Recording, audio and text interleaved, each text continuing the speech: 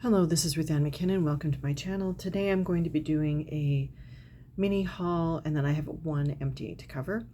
This is basically to clear off my desk so I can have house guests.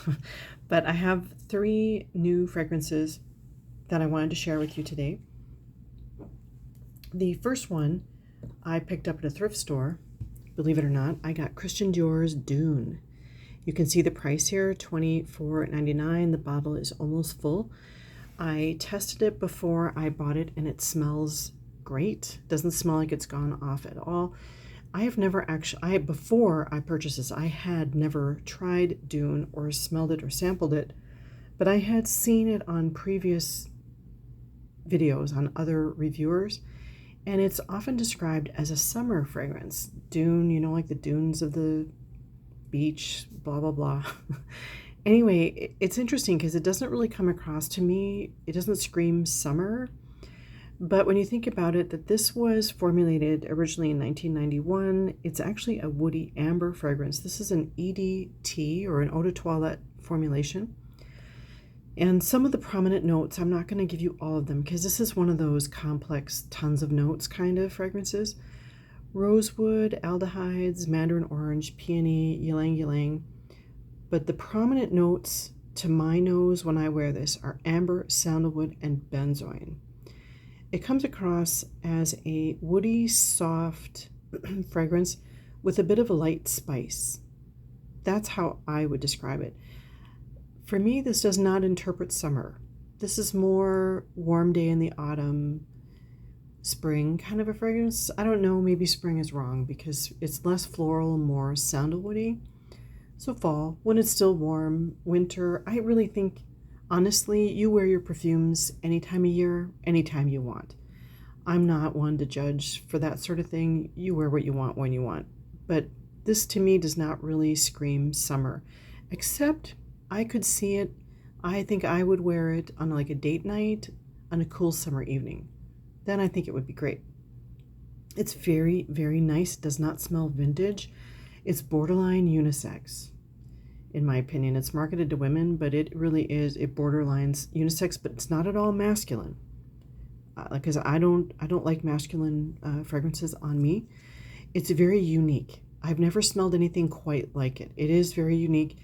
There is also oak moss and vanilla in here. I don't pick those up.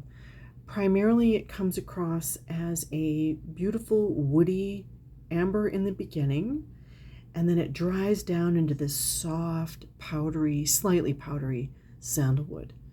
But it's a warm sandalwood, and it's really nice. It's rich, luxurious. It smells expensive. It's everything you would expect from Christian Dior. I don't know what these cost brand new, but I know it's not $25. So I'm glad that I was... $25 is still the most, by far, the most I've ever spent on a fragrance from a thrift store, but for Dune, I thought it was definitely worth it, worth every penny. And I do highly recommend it, and I'm looking forward to wearing it this winter. Next up, I have a new, this is actually a gift. So this is part of my haul, again, and this is a repurchase. So this is Wicked Wahine by Royal Hawaiian.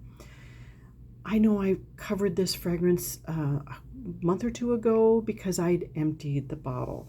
And what I did was I celebrated a birthday recently, and I asked for this for my husband as a, not a backup, obviously a repurchase. So this is not very expensive. I want to say the price of this is in the mid to upper 30s. It's a Hawaiian-based perfume company, obviously, called Royal Hawaiian.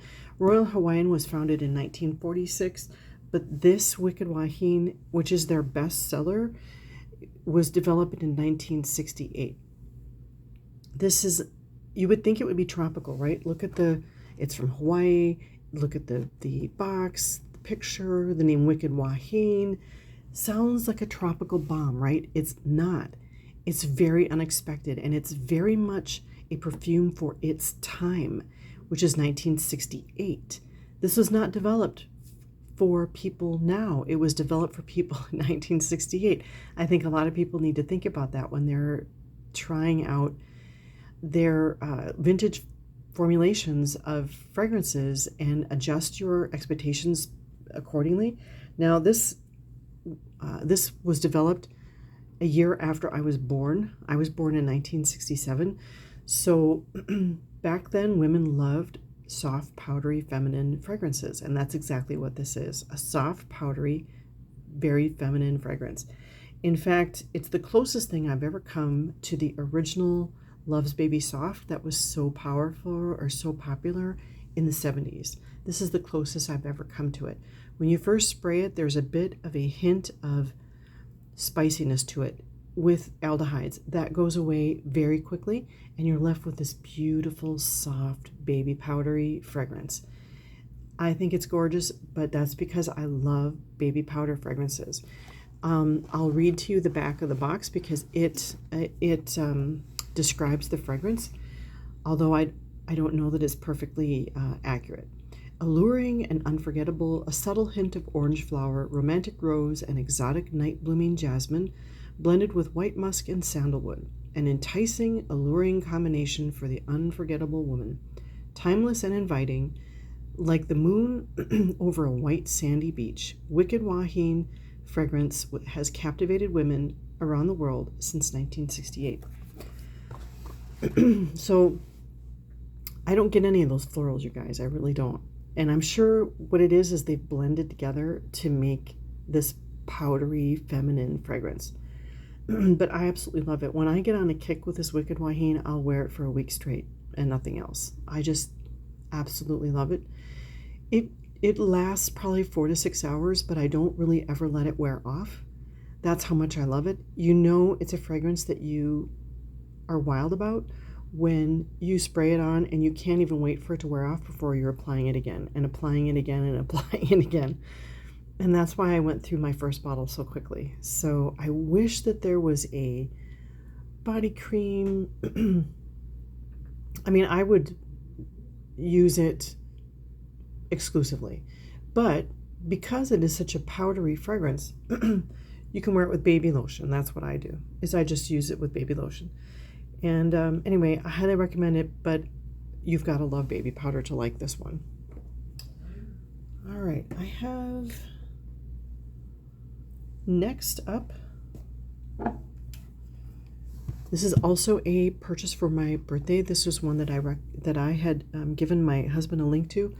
I realized once I got it that I made the mistake of linking him or giving him a link to only a 30 ml bottle. I wanted a full-size one, but oh well, what can you do? So this is kind of a little tiny bottle, 1 ounce of Banana Republic's Tuberose Overdose. And I love this. Now, Tuberose, I've been on a kick lately, and it all goes back to my love for the mother of all tuberose fragrances. The name is escaping me right now. Oh, Fracas by Robert Piguet. That is a classic Hollywood 1940s big star kind of fragrance that I'm absolutely head over heels in love with. Probably has taken over my #1 spot with, you know, my loves for Chanel No. 5 and those musky fragrances is Fracas by Robert Piguet. So I've been trying to purchase more tuberose fragrances, and this is one that I really do like. Of course, it is not a dupe by any means for Fracas, but I still love this. It's nice and strong. 1 spray, 2 sprays. It projects like crazy and will last a good 6 hours, if not more. In fact, I was wearing it the other day, and I was babysitting my 1.5-year-old granddaughter, and then when my daughter picked her up from me, brought her home, her husband came home from work, and he says, "Oh my," and when he picked up his daughter, "You smell like grandma," talking about me. And so I took that, and he said it with a smile. My daughter told me. So that's how strong this is. So I had sprayed it 2-3 hours before I babysat my granddaughter. I picked her up, it got on her clothes, and it lasted for hours more until her dad came home and could smell it on her. So that'll tell you something about the lasting power and the projection of this fragrance. It's just a beautiful soli note. Now, when I looked it up, of course, there are all kinds of notes: black currant, green apple, peony, frangipani. But to me, this is tuberose. Tuberose dominant, very feminine, very beautiful.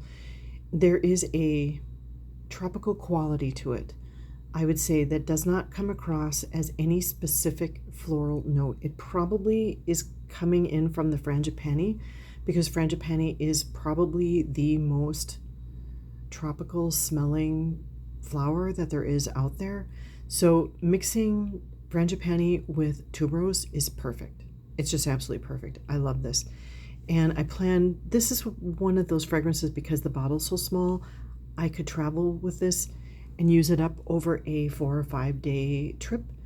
So I plan to, we're kind of sort of planning, not really in the planning stages, we're in the hopeful stage of traveling this winter. It depends on what's going on in the world right now, because that area of the world is a little iffy right now. But anyway, if we do that traveling, I'm taking this with me, and I'm going to make a scent memory out of it. So if I do go and I use it up, I'll let you know how it goes. Then I have one more. This is not part of the haul. This is an empty. I have only one empty. Usually I have a pack of them, right? But right now because I've been focusing so much on shopping my own collection and using full bottles, I'm not emptying them as much. So I have this one though. This is Oscar de la Renta Jasmine. Now this is a 2016 formulation, white floral, and the way that I would describe it is it's white floral first, citrus second, jasmine third. Jasmine comes way down on the dominant notes in this fragrance, in my opinion. It's a very soft, feminine, very pretty fragrance. It's very clean and fresh. Good for summer. However, the downsides are it's very watery, very transparent. If I want jasmine, I want a rich, thick, humid, tropical jasmine. That's not what this is. This is a watery, light jasmine. It's not a tropical fragrance by any stretch of the imagination. It's not strong. It's not long-lasting. It's, in my opinion, quite boring, and I was disappointed in it, and so I used it primarily as a room and bedding spray, which for that purpose it worked. I don't hate this fragrance, but because it is so weak and watery, I just didn't really want to wear it. I wore it, I got tired of it, and then I demoted it to bedding and room spray, and then I was able to use it up, and I enjoyed it for that purpose.